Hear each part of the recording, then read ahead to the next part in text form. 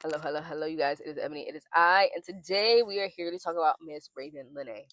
So her album came out last Friday, the 14th, or sorry, the 7th, and I love the album. Blue Island is so fucking amazing. Go stream it now. But I realized I don't think I did her ahead of her project. I don't think I did that. So I was like, let me at least do a recap and see where it's gonna go. Because the thing about it is, I feel like the people should be going bonkers, berserk. Like I feel like this should absolutely be a conversation right now, and it's not enough people talking about it. Even though people who are talking about it are like, oh my god, it's so amazing because it is. It's not a joke. It's a literally a. I think it's a Bible in learning the pop crossover for an R&B girl. The same way it doesn't literally remind me of Never Say Never, but in terms of that ability to kind of occupy both spaces equally, I think this is definitely the modern day version of that. This is definitely one of those no skip albums front to back. Very, very comfortable for me, like I Never Say Never. This is absolutely my favorite Ravyn Lenae album, and I haven't disliked one from her yet. But yeah, I do really like this one. Anyway, so I just want to see where it's gonna go. Yeah, we're just gonna do a short recap and see what the future of it is, because an album does not stop when it's released, right? It really can take legs in the years afterwards. Chaperone had a hit 3 years after she released that song. Like nothing is really over until it's over. I do think this is something that's going to pick up momentum. I'm actually thinking a lot of Doechie's album and how I like, let's see the Grammy noms come out, right? Because Doechie's album at her first week for Alligator Bites Never Heal was like, it was 11K, I think, first week, and so people were definitely eating her ass up for that. Let's not even fucking pretend or forget they were. Um, but then by the time she ended up getting the nomination, whenever that came out, it was actually released very, very closely to the deadline, I believe. Yeah, to the deadline, I believe. It was definitely released late August, maybe a week or two before, but she ended up getting the nomination in January or whatever. And by then, she ended up selling like 100K, and the album was quite respected, and it ended up winning a Best Rap Grammy. So like, yeah, I do think getting a Grammy nomination will help this album kind of grow legs. I think it's actually very strong for that. And I said before, Ravyn needs to get a Best R&B nomination, or she needs to get a Best New Artist nomination. You guys, I just like, it's crazy that not Love Me Not didn't get a shout out or anything. Like I just don't feel like the Grammys were even that amazing last year that she couldn't get a nomination, right? I think that it's blasphemy if with this album she doesn't get it. I think that this is actually a much better album than Bird's Eye. The thing about it is Bird's Eye had a strong single, but I do think this is a very cohesive body of work. Like I'm thinking like the Alligator Bites, no, Doechii didn't have a song from that go viral. So like I understand that Doechii did have a couple of viral hits. Raven really only has that one. Hold on. Yeah, I do think that this will probably pick up more momentum. I'll just say anywhere from, like, there's a part of me that feels like for the rest of this year it may do okay. Like I feel like it will be consistent, but it might not necessarily be out of the water. I honestly didn't even see any first week sales or numbers for it, so I will insert those. But there's a part of me that feels like this year is not going to be super super successful. She honestly might feel like it's a little bit of a setback or a failure or a delay, but I do feel like it will secure a Grammy nomination. She will secure something, and I feel like this could definitely increase the amount of people going and listening to the body of work. And I think at that point the ball could get rolling, because that was really the point where Doechii things started to get very serious. I also want to say this too, because Raven didn't get it last year the way that she was supposed to. I feel like she thought it was gonna, like, I feel like she was probably very disappointed, because it honestly didn't make sense with the how big Love Me Not was, that she didn't even get the look. It's ridiculous. Um, but I feel like because she's in this mindset of where she's a little bit more prepared for it, um, she's excited. She's excited. Hold on. The thing about it is, I don't know if she'll necessarily win anything. Like I don't really strongly feel like that. And we'll talk about the Grammys at the time when it comes. But like I said, I do think it'll get the ball rolling. And even if she doesn't win, I do think that, how sometimes they say with like Best New Artist, it's almost like a curse. I feel like that she may end up doing well or outperforming maybe people who win over her, which is definitely very possible, right? Beyonce's lost to people who, like, we didn't really know at the time, and we probably don't talk about that much in the mainstream. Not to say that they're not important or they're nobody, but like at the same time, they're just probably still not bigger than Beyonce. It's not impossible for someone to get certain things over you, but you still be the more successful artist, right? And I honestly feel like 2027 to 2028 could be a very, very prosperous time for Ravyn. She could have a very largely successful tour. She honestly might even feel like touring or performing is kind of taking over her life. Like she might feel like she's finally hitting her kind of superstar moment. I also want to say that Ravyn could get either very good at performing or have amazing sets. Like she could have a lot of videos of her that are going to go viral, videos of her performing. I also want to say her fashion or her her fashion and her styling, specifically the cohesiveness of the styling, could be significant in this era.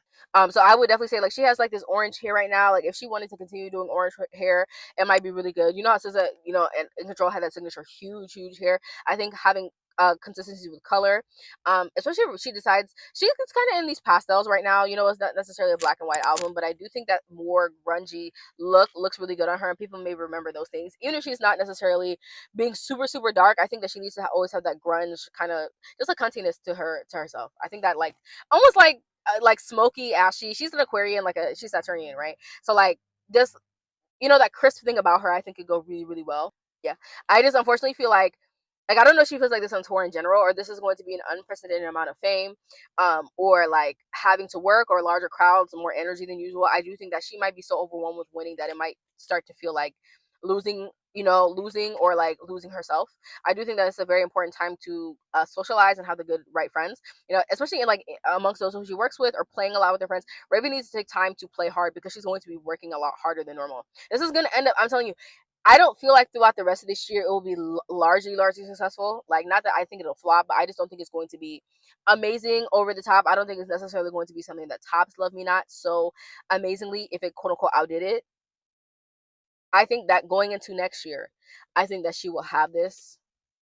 I There's a part of me that if she gets nominated, she may there may be two categories that they strongly consider her in. Like, let's say hypothetically she submits for best new artist, but she doesn't get it, but she gets, like, a nomination for best R&B album, or best experimental, or I think it's progressive R&B album. Like, I think something like that she can very easily win with a work like this. I do think she can. I think that I feel like she might only get one, but she may be considered for two. There's something strange about the category with the second one, where I'm like, she might have, like, hypothetically, there's five candidates, maybe she was like the sixth. Like, she definitely was in the talks. Maybe people are talking about this in terms of she deserves it, or she deserves a nomination. It might be something that she thinks that she'd be very ideal for. They don't really see her for it. I feel like it's definitely a person category that, if that makes sense. Like, I mean, best new artist is, yeah. I don't know if there are any others like that. Like, am I just making that up, or what?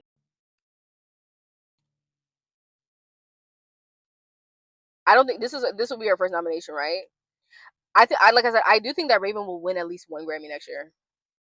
And maybe two. There's a part of me that feels like there's something strange about the second one. Like, I don't know if the second one is like, for example, she did backgrounds on somebody else's, like a Steve Lacy album, say they gets nominated, and she wins something for something that she had. I don't know. I don't really know the processes of it. But for example, like, T.S. Madison got a Grammy off of Renaissance. I believe she got a Grammy off of Renaissance, but I don't know exactly what that was for, like what Beyonce won that would have granted everybody a Grammy.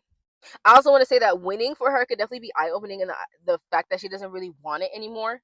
She feels like, I got it, maybe it didn't change anything, or it didn't really define me. But I do think that I think her artistry is just going to continue to evolve over time. I think that she needs to take a break. She needs to take a break, or she will definitely hit burnout very badly. Like to the point where it's like, I don't want to say psychotic breaks, but to the point where it's kind of embarrassing what you're doing because you're lashing out so bad. Like, she definitely needs to take time to rest, to work, to play. She needs to vacation hard. Like, she probably needs to vacation for like 2 months out of this upcoming year, because I do think she'll be working very hard, and if she doesn't have enough time for herself, she will snap. Like, and I don't think that she has enough people around her that she likes. I'm not saying that she hates everybody, but like, I feel like she can get to a point where she loves everybody, or most everybody, and I don't feel like she's in that place yet. I feel like especially if she's trying to prove certain things, it might be kind of an unhappy time, or like focusing on certain numbers makes it unhappy. Like, the mechanics of it can make it kind of take out the beauty and the fun in it. She needs to focus on being around people who uplift her spirits all the time throughout the day. I think that she's around people who keep her in work mode. And I'm not saying that they're overworking her, but they're not necessarily encouraging breaks, and that could be an issue. She needs to walk away from people who just have her acting too robotic, because she's gonna. And the issue is she internalizes it. You can tell that she internalizes a lot, because she doesn't want to be a burden on people. She might even fear that she doesn't want to row the boat, or she doesn't want to have a strong personality with people, even though she knows that she has boundaries. Because one thing about an Aquarius, they're very opinionated, but she's thinking about things too much when she needs to just kind of tell people to go suck it. Like, no shade. Maybe these are friends who stand up for others, or can teach her how to stand up for herself. I do think that Ravyn, I don't want to say she's weak, but she sometimes, it seems like she kind of lacks a backbone a little bit. She's not assertive with the kinds of people that she should be assertive with all of the time, and this could definitely it'll make a difference, I think, in her rollout. I also think Ravyn can maybe organically go I was gonna say maybe she can go or organically go viral, or things could just increase for her at a time where it might seem like there wasn't really any gimmicks. It's just us being either fucking around, having fun. I'm thinking about Tyler with the Water, where she just, she's just like, I'm just gonna do it when I go out there. It's not even the kind of dance that you do to this kind of song, but I'm just gonna do it because it feels good. I feel like she needs to be around people who inspire those things out of her, right? Because it's going to put her in positions where maybe she just creates something because she's in a good mood, fucking around with her friends, and then that ends up going really well. You record, the right kind of video. She's not having enough fun to make this happen. There's gonna be more people liking her convincing the right people or working with the right people. Like it will improve how people see her. Not that they hate her, but I don't think a lot of people have strong ideas of her identity. And I think that can be something that can be an issue with her. She's not somebody who, you might know her music, but people don't really know ravyn lenae, like, and that's why I'm saying having stronger fashion and styling can be significant. Just like Zara Larsson is highly recognizable, honestly, more so for her image and for the fact that you can clearly identify her brand at this point, even more so than the song. Even though people know the song, at this point, who Zara Larsson is as a figure is very, very visible. Ravyn needs this so they can really connect her to a personhood, and I think that this could definitely help her. I think that's actually her biggest issue, and I think that might be why she struggles to get this best new artist, because people do not know her as a person well enough. Like Ella Langley or whatever, she has the number one song in the world. If you don't know her, you're very familiar with her. You are very familiar with her. I think Ravyn doesn't really have that the way that she should. Yeah, I think that she doesn't really rate her personality, and I think it's kind of sad. I think she underrates herself. I honestly don't even know if she has people around her who tell her you're boring or speak certain things into her that kind of cause her to shrink. But I do think that she needs to combat these. I also think getting in a new relationship could be very, very positive for her. So this could also be significant, or even just dating casually. You know, she could definitely end up being with someone who makes her very, very happy without trying. That's what I'm saying. It feels like things are very effortlessly happening. Like you put it out into the universe, you step back and just let it happen. Yeah, I feel like she would be very, very successful. Honestly, August next year could be significant in terms of being a marking point in terms of like what she's manifested or what she's done. Okay, but I'm gonna leave this here. We will see. Ravyn, call me. I love you, Ravyn. Call me.